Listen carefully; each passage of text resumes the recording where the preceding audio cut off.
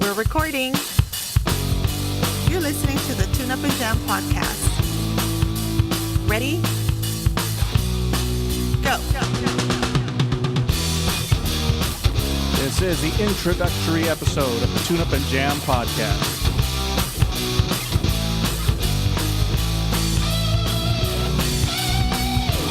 Tune Up and Jam. All right, yeah, tune up, turn up, get down, and start jamming. It's the Tune Up and Jam podcast with the Diggum crew. And this is our first episode, I guess, huh, guys? I guess we might as well introduce ourselves real quick. I'm Rich. Nice to meet you, Rich. Hi. Nice to meet you, too. I'm Chris. And I'm Francis. Hi, Francis. Hi, Chris. It's nice to meet you guys. Yeah. It's like guys. the first time, first episode. Here we go. We're doing it. I guess we should introduce and talk about the podcast a little bit, what we're trying to do here. First thing, right off the bat, hit the ground running. What are we trying to do here? Well, I guess we got this mission statement here. Francis, you want to read the mission statement? Sure. I think I learned to read a little bit When? a couple weeks ago. Unusual Good for for a you. musician. Hey, thank you. Nice. Thank you. Congrats. Accomplishments.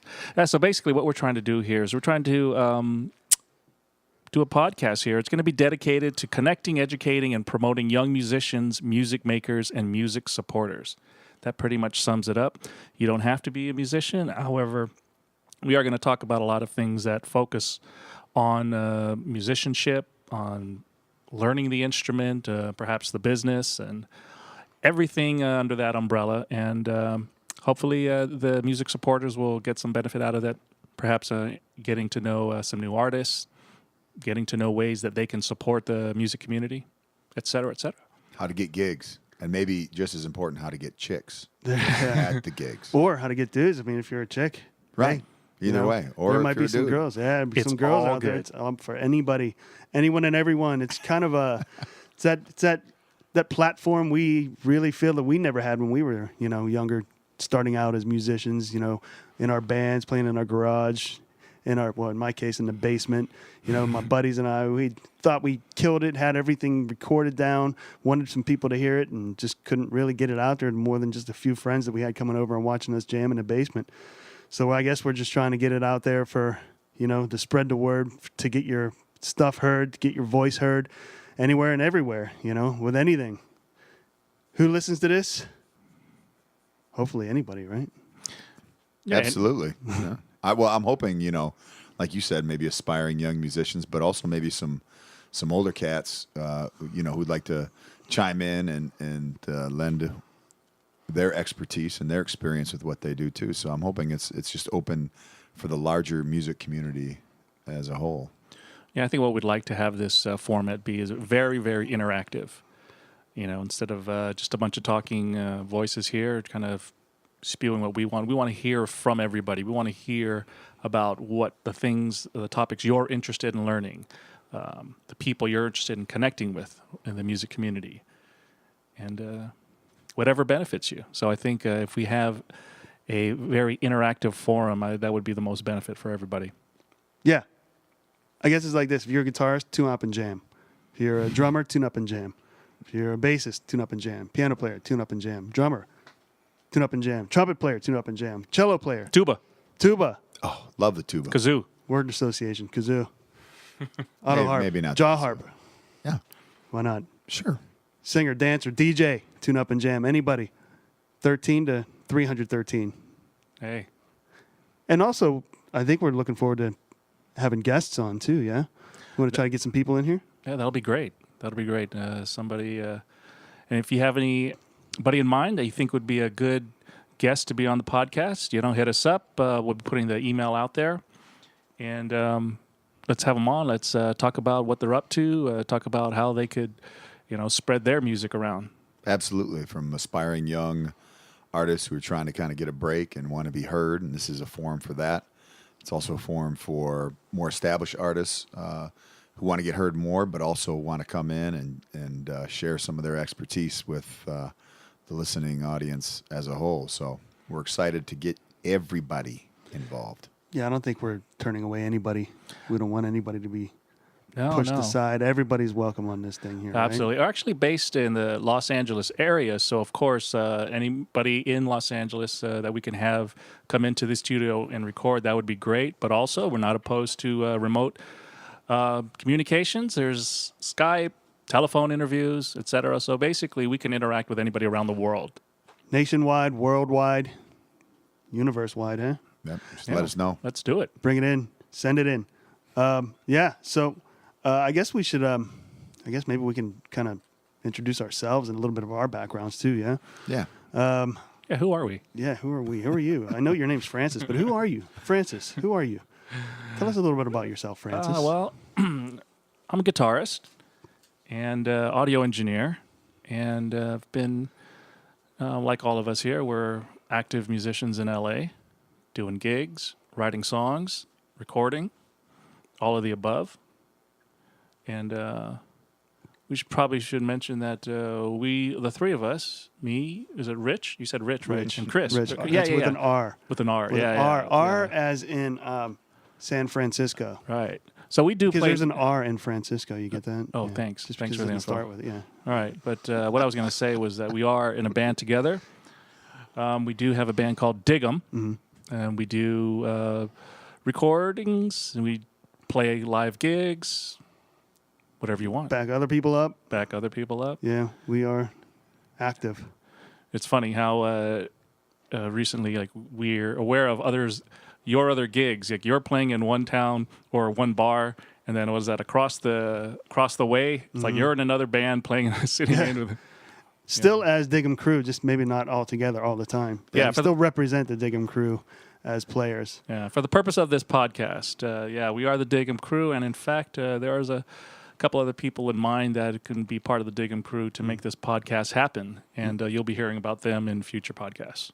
So let's get back to Francis and his guitar. How long have you been playing for, Francis? I would say going on perhaps 30 years. 30 years. 30 Wow. years. He started when he was I remember two. it when it was just like yesterday. Yeah, actually. I'm just fast. kidding. I just started yesterday. Wow. Yeah. Okay, Yeah. so what was your first guitar? My first guitar was a Yamaha 12-string, which had missing tuning pegs on them, and I had to use it as a 6-string. The action was ridiculously high, but it was a guitar given to me by my uncle, and he gave me a chord book that said 4,400 chords. In fact, I'm sure I still have that How many? somewhere. It said 4,400 chords. Are There there can't really possibly, that many? There can't possibly be that Yeah, many yeah. chords. But I did learn something from. How many that. did you learn? I did learn something from the very 10? important. Which we'll get into that in a future podcast. But One per year, 30 chords.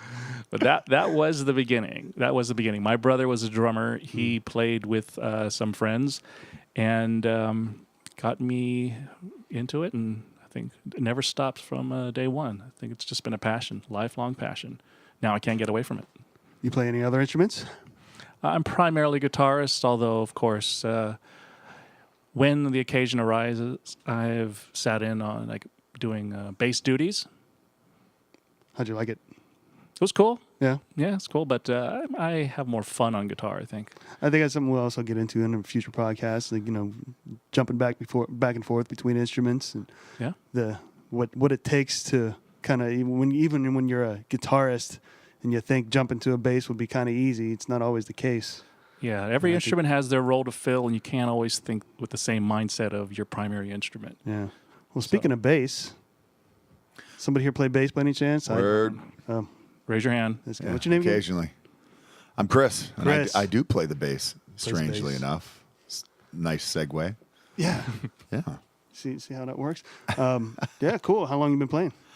Well, when you asked Francis that, and he was thinking, then I started thinking as well how long I've actually played bass, and somewhere north of 22 years. I'm not nearly Francis's age, Yeah, so well, who is? so 20 some years. But I didn't start playing bass. Actually, I started playing drums. My dad was a musician. That was a good choice. Why'd you give it up? Yeah, that's a lot of gear to haul, So True. after doing that for a while, I was like, forget this. I can carry much less stuff if I play the bass Let the other guy do it. and hold it down. We all know bass players keep time anyways. And so north of 20 years. And what was your first bass? My first bass actually was my father's bass. It was Yamaha BB 300, I think it was what it was. And then I had a Squier. And then my first bass, like I went and bought, was at a pawn shop, and I bought a Fender JP90, and I loved that bass. I loved it sincerely, but it Didn't love you as much. did not love me as much. It did not love me as much. It has since been dismissed, Retired. retired. So I guess you can still play drums then. You still, I mean, I asked Francis if he played any other instruments. Apparently, Yeah, I can still play. I'm not accomplished like some folks in the room, and I can play guitar some, but again, not accomplished. Most of that would be in the living room playing. for the kids. Yeah, Yeah. they're easy to impress. I feed them, so they don't really have a choice. They better be impressed. At That's least nice they can to have. act impressed anyway. That's right. What about you, Rich? What do you play? Well, I play the drums is my primary instrument, but I didn't like you. I didn't start on the drums. I actually started on the trumpet in third grade. It was my first instrument that I played, and I played for about 5 years throughout elementary school and into junior high, before I started, looking outwards into other music and other instruments, and I started getting really into the drums. I had a buddy in junior high who played drums, and the first time I heard him play, he was pretty good. I thought, I gotta do that. That sounds pretty cool, So I figured I'd teach myself how to learn how to play drums, and bought my own drum set. Saved up some cash from a paper route, which probably nobody knows what that is anymore. Nice. Paper. But Who yeah, buys I delivered papers, and then I saved up, bought myself a Premier 4-piece Premier 1980 series 4-piece kit for like $350. It was in great condition too. And to tell you the truth, that I still use the snare drum from that kit. Nice. The one that I use for every gig that's the snare drum that I use still. So I still got that. It's probably I don't want to say when it was, but it was over 20 years ago that I bought it, and I'm still using it. And it's survived a lot over of 30 gigs. years old. It's That's about nice. 35-year-old. Yeah. So yeah, that's my story with the drums. I was self-taught until I got into college, and then I finally started taking some lessons. So learned how to read drum music, which wasn't very easy, but yeah. What about you, Chris? Are you self-taught as well? For the most part. I mean, I've had bits and pieces of help. Like I said, my father was a musician, so he kind of showed me where some notes were and that. But I never took lessons or anything like that. I think, like most people, once you get the bug, you just sit and practice. And like a lot of kids, I just put songs on and tried to figure out where to put my fingers. Got the calluses and went. Yeah, it was like me every day when I got bit by that bug. Every day I was practicing. Never took formal lessons until a few years later, when I already knew enough that I felt I knew enough. First of all, you never know everything, but I knew enough to play the instrument. But I didn't feel like I was progressing, so I hired a teacher. Took a couple of private lessons, but of course the funds were tight, so that didn't really last long. But I would say this is, of course, the age before the internet. I used to hit up the public library, check out some music books, not understand it, didn't have anyone to explain music theory. So I just kept a copy of some pages, looked at it again and again, subscribed to, of course, the guitar magazines, read the columns, and little by little start to understand until one day after a lot of studying, it just all came together and it made sense. Yeah, I think like most research today, maybe younger folks don't recognize how much easier it is to just find information on anything. You can just Google it. Oh my gosh. Versus when we were kids, figuring that out was much more difficult with either the library or going through periodicals, talking to, really having to go to the music store and just ask folks. Yeah. And even as you got advanced, humbling yourself enough to say, I don't know that scale, or I don't know that chord, or what does this mean? What is a circle of fifths or anything else? And we're all still learning. Yeah, I used to go to concerts. When I was learning, I used to go to concerts all the time with the mindset of I was half enjoying the concert just as a pure fan, and half as a musician struggling to figure out what the musicians on stage were doing.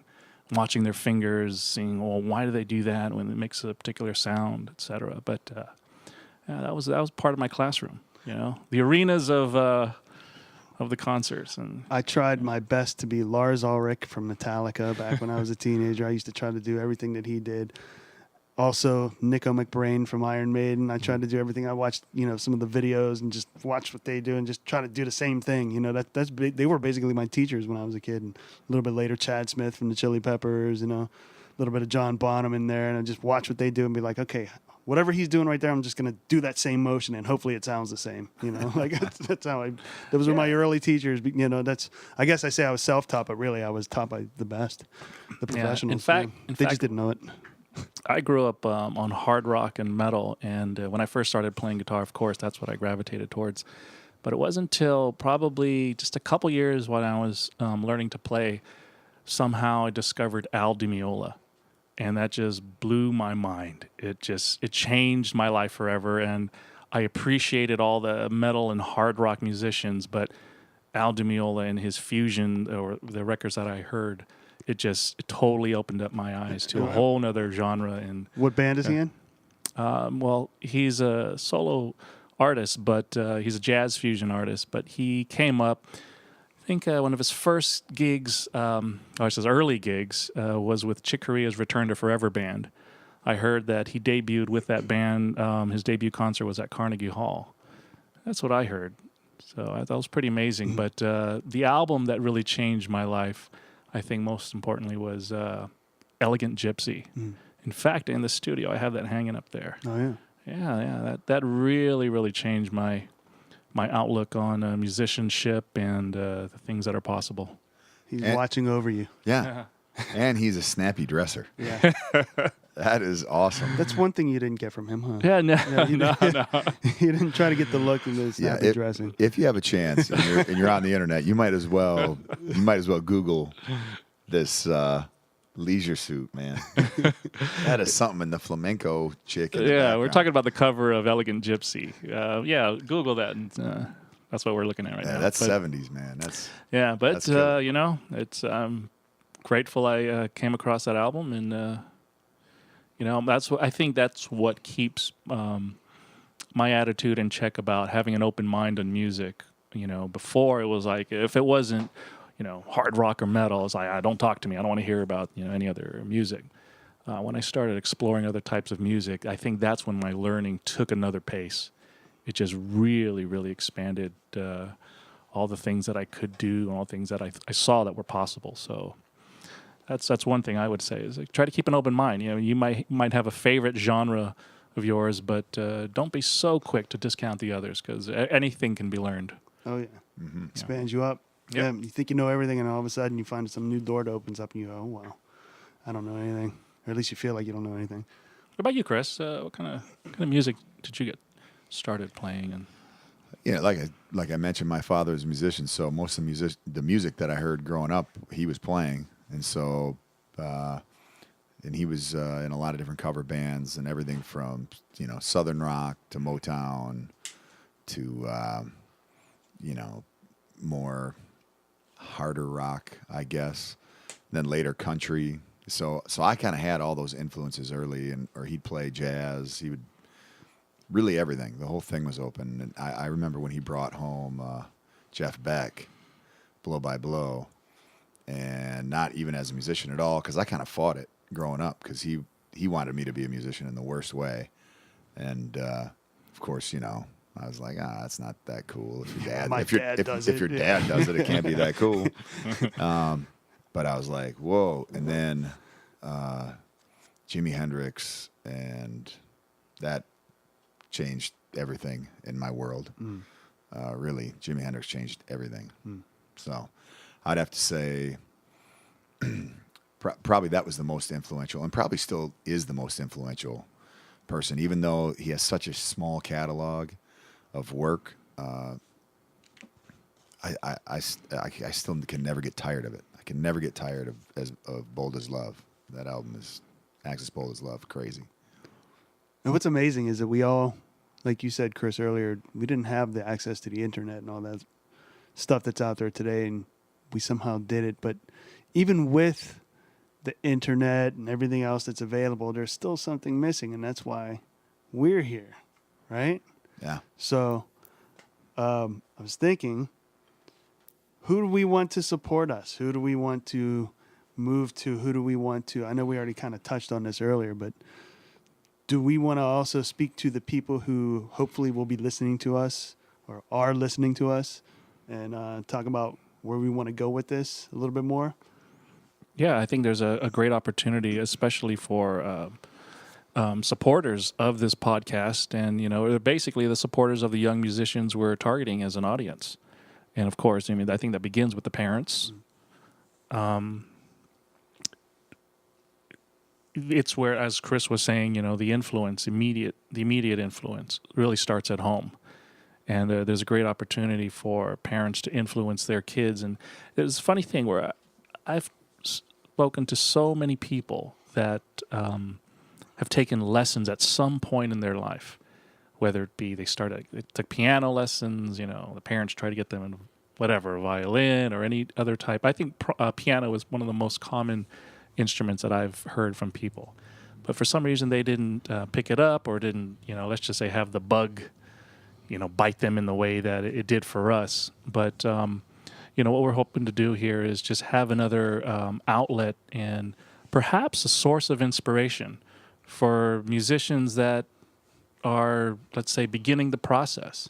And of course, it doesn't always have to be with the goal of making music your career or your life, but even just for the enjoyment of it. We'd want to be able to provide any kind of a resource, inspiration, connection, etc., that perhaps could benefit them. Yeah. Being in touch with schools and music teachers, and allowing them the opportunity to chime in and being a resource for them as well, as they have questions maybe about with kids coming up. More and more you see schools have different kinds of bands than we had. When I was in school, we had marching band and like a symphony band and jazz band. And that was it. And more you see more schools opening up, the idea of a rock band, or taking the jazz band format and expanding on it a ton, pep band, et cetera, et cetera. So, getting that influence in as well, I think would be really valuable. And I think we want to be the leaders of tying it all together, putting it all together and having a place where they can send it out there, have it heard. Hey, if you're in a garage band, you're in high school, and you want somebody in, Germany to hear your stuff, send it here. Yeah. We're going to be the place that everybody can just come to and listen to anything and everything, and meet some people, whatever. We want to be the leaders of getting everybody in this community. So I think we're also going to be having interviews as we go forward. We said we're going to have some people in. We're going to have people who are in local bands, hopefully people on the other side of the world through Skype. But we don't have any of that right now. We don't have anybody who we can interview except for one of us in here. And just so happens that we probably had some gigs over the weekend at some point. Did you have any gigs over the weekend, Francis? No, actually not me. I think it was Chris. Chris, you have a gig over the weekend? I just got here from a gig. You did? Absolutely, yeah. You just walked in from the gig. Yeah. Oh, well, why don't we interview Chris, Francis, a little bit here about the experience on the gigs that he had today, since he's our first guest. Our first guest, Chris. Yay. There you go. So where was your gig today? It was at On the Rocks, which is a bar restaurant in the South Bay, right by the Redondo Pier. And this is in L.A. Yes, For those of you who lovely outdoor deck and stage. For those Michigonians, is that Michigan? Michiganians. Michiganiers. Michiganders, you're Michiganders? right. Gosh, I've been out here too long. Michiganders. And anybody else who's not from L.A., this is in L.A., Redondo Beach. So it's a place right by the ocean, Yeah. sunshine. Sunshine. Was it warm? It's beautiful. Oh, it's beautiful. Was it? It's What would you say lovely. the temperature was? Like, I think it was not about too- a nice 72. Not too hot, not too cold. No, it perfect. was perfect. Sunny. Yeah. Wow. Yeah. And could you tell the difference? Like maybe if this was January, was it any different back then? by any No, chance? no. Wow. It pretty much stays like Pretty this. amazing. Wow. Sorry, rest of the world. Yeah, really. So how'd it go? It was great. I Yeah. mean, it was a nice gig. Cover gigs are always a little bit hit or miss, but this was a a charitable event for breast cancer, and so they had silent auctions, and there were just a ton of people, and good time, a lot of fun. A lot of fun was had by everybody. How long did you play for? It was a typical 4-hour gig. Typical. Nice. Yeah, but atypical in the fact that there were, I think, 3 or 4 different times when they did silent auctions and kind of split it up. So it was actually a pretty easy gig. Yeah. Talk about roughly 4 sets. About. Yeah, but they're really short sets because there was a lot of auctioning going on. So So let me ask you this: how do you? Because whenever you're playing, when we're all playing, we get that adrenaline rush. You play, and then you get into it. Maybe it takes a song or two to really get warmed up, or maybe you start off with a song you don't really like, but then once you're into it, you're going. How do you break that up like that, and then go back into it, and then break it up again, and then go back? How do you keep up the energy? I mean, what happens? well, I think that there's 2 things that play into it as you get more experienced, and one is the music is a rush, and playing music is a rush, and it's exciting. But then there's also, if you do it for a while, or maybe sometimes the crowd isn't as good as you'd like, or the atmosphere isn't what you like, and then the professionalism has to kick in. The professionalism where You got to sell it, don't you? you have to sell it, and you have to, if you're getting paid to play music, it becomes about the crowd, and it comes about the establishment you're playing for, and you have to keep that in mind. Today was great because it was a pretty live group and a pretty live crowd, so it was pretty self-sustaining under that. But of course, all of us have been in situations where that is not the case, and at its best, on those nights, you have a crowd that is indifferent. At its worst, you have a crowd that is hostile. And then professionalism means a whole lot to try to turn that tide. And on top of that, you're playing a song that you can't stand. You Yeah. played like 50,000 times. You never want to hear it again, yet you're playing it again. Yeah. So I'm sure Yeah. you go in there with, I guess, a preconceived set list, or at least an idea of a set list. And if you have to adjust that on the spot in those difficult situations. Like you guys know, it depends on who you're playing with and what you're playing. In this particular case, a guitar player I've played with many, many, many, many times, and I pretty much know where he's going from time, from 1 minute to the next. But it was a different drummer, and so Not me. it wasn't Rich. Wasn't me. No, and but he was, he was a pro, and so he was right there with it. So that made it fairly easy. It was a fairly easy gig. Does that become formulaic? Does it feel like there's like the same formula over and over again, or does it switch up like when you play with them? Like, Definitely when you switch players, even when you switch one person, it tinkers with the formula, which makes it kind of more interesting. I think I always love playing with different people, even when it's the same song, because everybody kind of interprets it their own way, and can flip it up. And if you have a group that's open to kind of morphing from one thing to the next, then it can be a whole lot of fun. And of course, there's times when that isn't as successful as you'd like it to be, but there also can be some pretty. did Pretty you cool mess and up, Chris? Did you hit a bad note? Never. Did you forget the words? Never got the evil eye.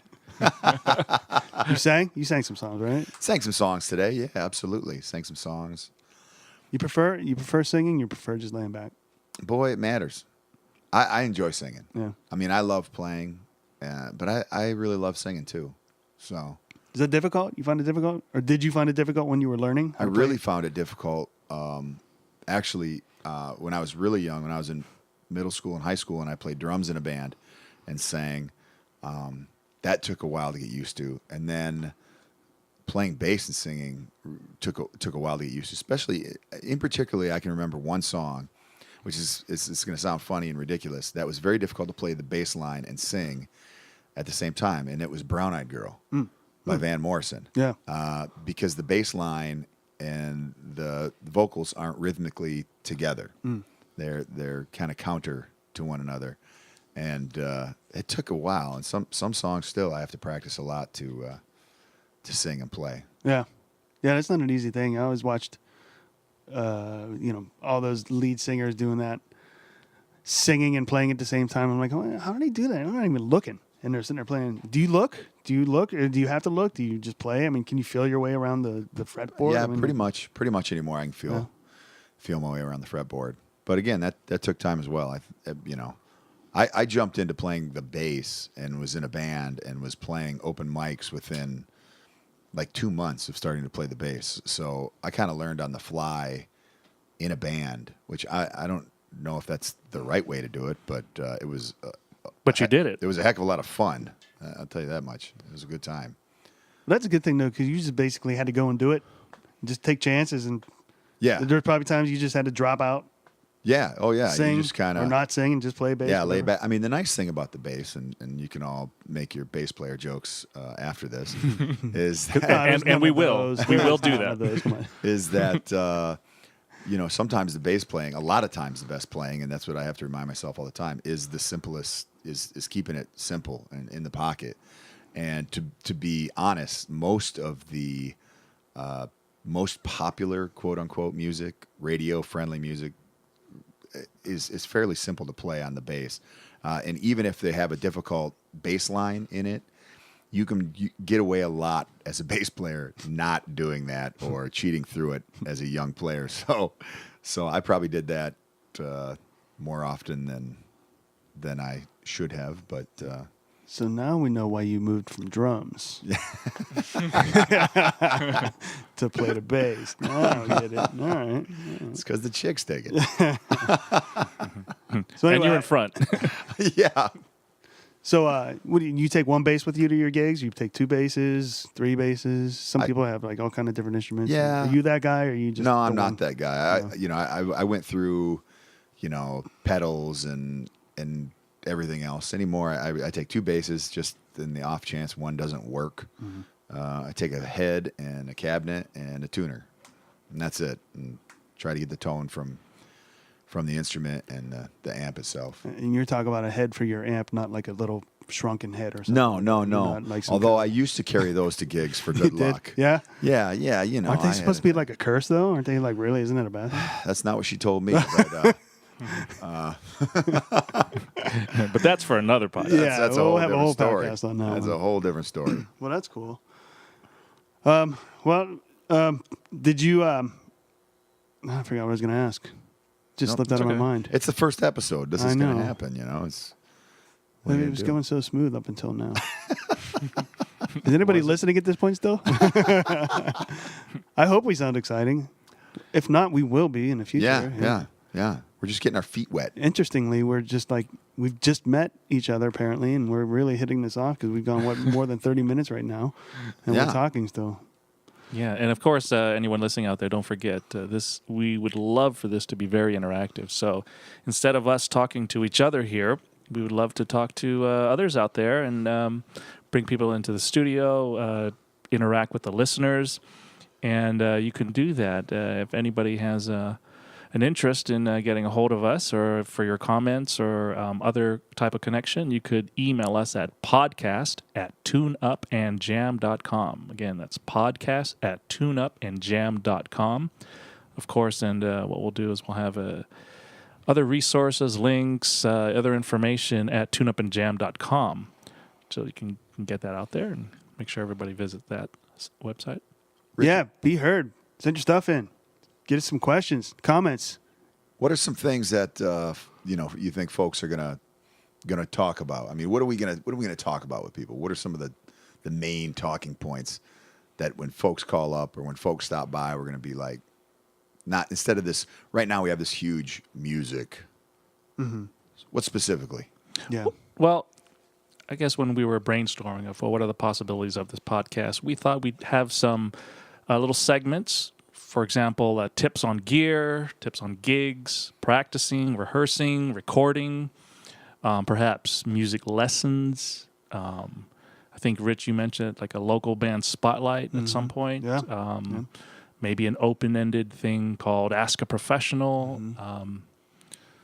Any other things? Well, it's funny that you start with gear because for those of you who don't know Francis, which I'm assuming is almost all of you, Francis is a gear freak. Junkie. He's that doesn't even begin to I describe. can't it. even figure it out. So gearhead's not even the appropriate No. term. Gearhead. No, Okay. you have like issues of. Yeah. With You know what it gear. is? It's just experimenting with different sounds, and That's what you know. call it? That's all it is. Yeah, Yeah, that's what you call it. You go through the scientific method with it and everything. I've played with you guys long enough to know if you've paid attention at all, you've probably seen a different pedal board. Each time. Every gig, yeah. not every gig, but yeah, no, it's just colors. I don't even know if I've seen everything that you have, or if you've ever used everything that you had with us. I'm or quite anything certain like it's that. a no. I mean, I Probably see not. gear in here right now that I'm just like, For the first time, where yeah. does this come from? Yeah, well, it's not like I announce it at the gigs that we play together. No, Hey you- guys, check out my new pedal. Yeah, no, you're very kind of under the radar with it, which is a good thing. Because I don't know if it'll work or not. Yeah, maybe that's another thing we can talk about is how to be a guitarist without an ego. Because Francis got that down, actually. I don't know how. I don't know. And you got to tell them to turn up sometimes. Yeah, it's weird. yeah. Can you turn up a little bit, guitarist? Yeah, just a little bit more. Yeah. Yeah, I'm in my own world sometimes. So, yeah. So. Francis, you don't sing, do you? No. I would love to actually change that a bit, and I'm kind of interested, and maybe I should learn something from you guys.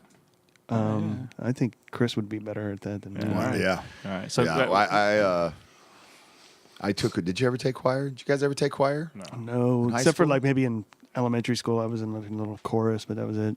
Just like everybody. Yeah. there you go. Well, there Yeah, you go. there you Gotta go. Take some choir. Take choir. Everybody out there, take choir. You Yeah. want to sing? That's it. That's the answer. Take choir. band. I don't know Band. what kind of school you go to because some schools it's not cool to take band. No, It's not cool to band. take. Yeah, don't listen to be in that. choir. That's Yeah. ridiculous. Ridiculous. In the long run, I'm telling you what. I've been in bands and I've played football. It's a lot cooler to be in a band. It's true. That's all I'm saying. And you, yeah. Everybody And will find that out. You can do it forever. Yeah, and one lesson from that little comment there is to be yourself, regardless, regardless of what your peers. If your peers are giving you a hard time, I think if you try to figure out who you are and go with that, that'll probably be the best for you in the long run. Yeah. And if you're having a hard time with your peers, call us and we'll come and handle it. Yeah. Or we'll try anyway. I don't know. We'll talk. We'll In sing the a nice most, song. in the We'll most, sing a nice song for them. We'll be kidding. Yeah, so we'll be trying to talk about all those topics and more, every little detail that we can find. Any questions, comments, everything like that. Are we gonna have a Facebook page, Twitter, Snapchat, anything, YouTube? Oh, I mean, what's going on? I mean, Yeah, are well- we going old snail mail? I mean, Yeah, no, anybody so- out there SOSing with the what's Morse that? code. Morse code. Morse yeah. code. Yeah, well, actually, We we'll gotta have do all Morse forms of code. communication here. Yeah? Pigeons. Yeah, for right now, we do have a website of tuneupandjam.com. You can go there, and we'll have all the episodes posted up there. The email, again, is podcast@tuneupandjam.com. And we are on Facebook, obviously facebook.com/tuneupandjam. And I believe we did open up a Twitter account and an Instagram account. So we'll be all over social media. Right. And we would really, really love to have a lot of feedback from everyone out there. Yeah, we're just trying to be the vehicle for everybody, just the center of communication here for everything, and be the driver of the ship between us. Literally, this is all for. for you. We are not necessarily we're not sitting around talking and recording for our benefit. We can do that any other time, but Yeah. we're really trying to put a resource out there that we don't believe is being fulfilled. So, let us know what you think. Let us know what you want, and we'll do our best to accommodate. Yeah, anybody, everybody, Yeah. DJ on up to That's violin player, whatever, Yeah. anything, Hip hop artists. hip hop, Whatever you MCs, got. Yeah. singers, everything. Hit us up. We're gonna get this going. We'll have you in. You want to come in? Come on in. Let us Cool. know. All right. Any final thoughts for this introductory episode? I think it went pretty well. I think so far so good. It felt pretty good. I just think that let's get this rolling. Yeah. Cool. All right. So hopefully next episode we'll have a guest perhaps, and we'll get this thing going. Yep. Sounds good. All right. All right. I guess that's the Tune Up and Jam episode 1 podcast over and out. In the books. In the See books. ya. Yo.